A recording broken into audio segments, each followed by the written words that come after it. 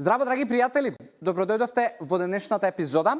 Моето име е Јосиф Дамјанов и денеска зборувам на една тема која што ќе заинтересира, верувам, многу од вас, а тоа е темата поврзана со јадењето на месо наспроти нејадењето на месо и колку е возможно да човек успее да ја задржи неговата мускулна маса или да качува мускулна маса. Постои една мисконцепција која што многу често ја слушам, а тоа е дека ако не јадеш месо, нема да можеш да качуваш мускулна маса и нема да обезбедиш доволно протеински внес. Прва работа, тоа не е точно, затоа што месото не е единствениот извор на протеини.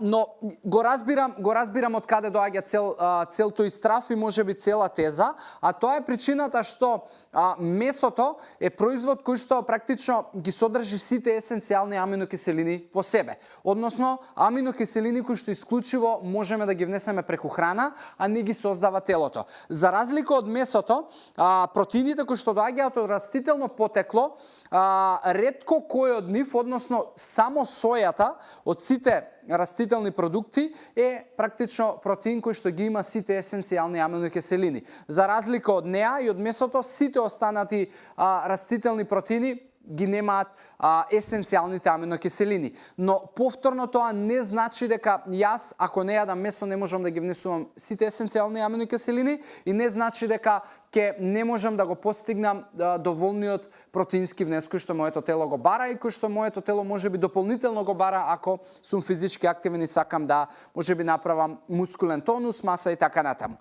Сега, како да обезбедите доволно аминокиселини е преку комбинации на повеќе растителни продукти. Од типот, ако можеби во вашиот главен оброк немате соја вклучено, а не сакате да јадете месо, тоа значи дека ќе треба да искомбинирате можеби ориз со граф или грашок. Тоа значи дека ќе треба да искомбинирате компир со граф, грашок, боранија или леќа. Значи, треба да имате 2 до 3 извори на нутритивна вредност, со тоа ќе го запазите тој внес на протеини, односно ќе успеете да ги внесете сите есенцијални аминокиселини. За разлика од тоа што ако изедете едно парче месо, ќе успеете да ги внесете сите аминокиселини, кај растителните оброци ќе треба да можеби комбинирате 2 до 3 типа на продукти, односно 2 до 3 гарнири и порции, како да ги кажам, за да успеете да го внесете тој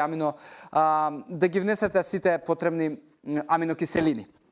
Повторно, тоа значи за сите од вас кои што можеби не сакаат да јадат месо, кои што можеби сакаат да успеат да ги внесат сите аминокиселини, да тоа го прават преку најразлични комбинации.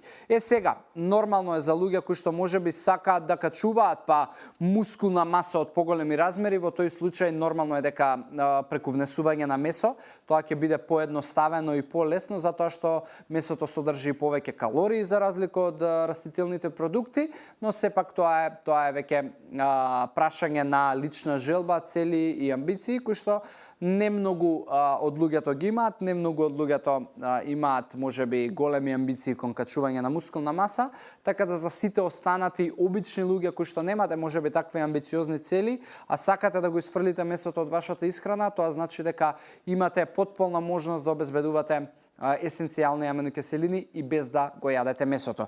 За оваа епизода завршувам. Имав толку да зборувам на оваа тема и доколку можеби некој од вас сака по-детален опис на тоа како можеби би внесувал доволно аминокиселини и протеини во текот на денот, останувам отворен или за хаштагот #AskJosif или комуницирате ме во приватна порака и ќе се потрудам да дадам одговор на она што јас го знам. За оваа епизода ве поздравувам, ви посакувам здрави животни навики и се гледаме во следна и убав ден. Чао, чао!